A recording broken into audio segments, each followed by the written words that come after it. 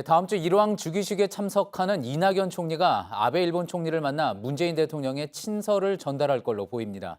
이 총리는 수출 규제 조치가 취해지기 전인 7월 이전으로 한일 관계가 돌아가길 바란다고 말했습니다. 윤서령 특파원이 보도합니다. 나루히토 일왕의 즉위식 참석을 위해 2박 3일 일정으로 일본을 찾는 이낙연 총리는 일정 마지막 날인 24일 아베 총리와 면담을 합니다. 시간은 15분 안팎으로 예상되는데 이 총리는 이 자리에서 아베 총리에게 문재인 대통령의 친서를 전달합니다. 이 총리는 일본 언론과의 인터뷰에서 문 대통령이 친서는 어떻게 하는 것이 좋겠나라고 물어서 써주십시오라고 했다고 말했습니다. 총리실 측은 이번 방문을 축하 사절단 대표로서 한일 관계 개선을 위한 우호적 여건을 조성하기 위한 것이라고 설명했습니다. 이 총리는 일본 의원들과 모리 요시로 전 총리 등을 만나고 일본 경제인 대학생들과의 만남도 예정돼 있습니다. 이번 방문에서 강제징용 문제 등 현안을 다룰 가능성은 낮습니다. 다만 이를 계기로 문 대통령과 아베 총리 두 정상의 소통이 재개될 수 있다는 관측이 나옵니다. 이 총리는 인터뷰에서 문 대통령이 임기 내에 당면 문제를 해결하기를 바라고 있다면서 한일 관계를 매우 걱정하고 있다고 전했습니다. 그러면서 양국 관계가 수출 규제 조치를 취한 7월 이전으로 돌아가길 바란다고 말했습니다. 또 수출 규제를 철회하면 한일 군사정보보호협정, 지소미아 종료 결정도 재검토할 수 있다고 덧붙였습니다. 도쿄에서 JTBC 윤서령입니다. 한편 일본에서는 지난 여름 한국에 대한 수출 규제를 어떻게 결정하게 됐는지 그 배경이 언론을 통해 상세히 공개됐습니다.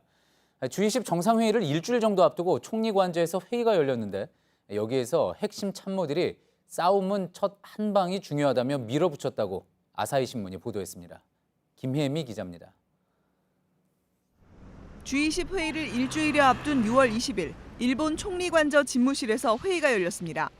아베 총리가 주재한 이 자리에는 관방부 장관보와 외무성, 경제산업성 간부가 참석했습니다.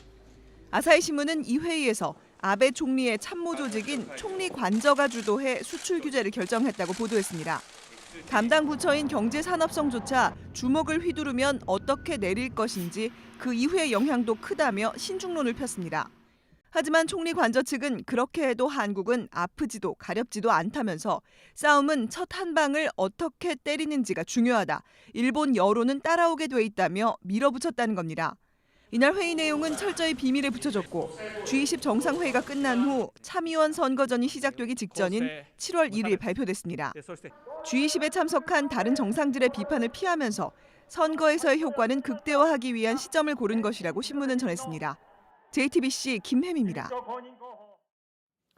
일본 아베 내각의 현직 장관이 또 야스쿠니 신사를 참배했습니다.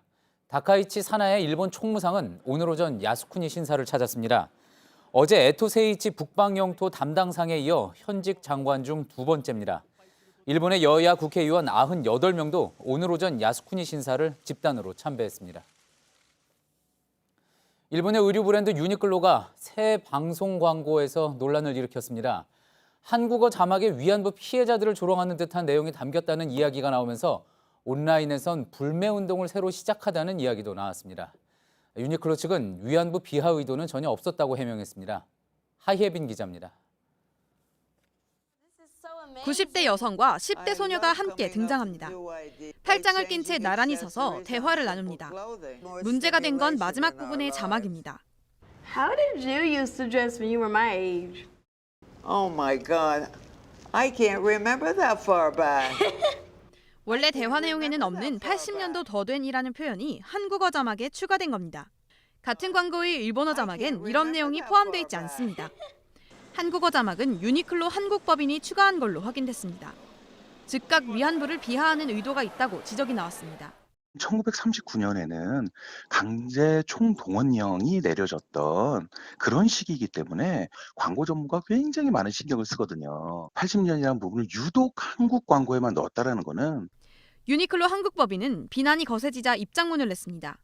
두 광고 모델의 나이 차이를 직관적으로 알 수 있게 하려고 숫자를 넣었다고 설명했습니다. 그러면서도 이게 왜 논란이 되는지 이해할 수 없다고 했습니다. 조금 오해를 저희는 잘 이해는 안 되지만 전혀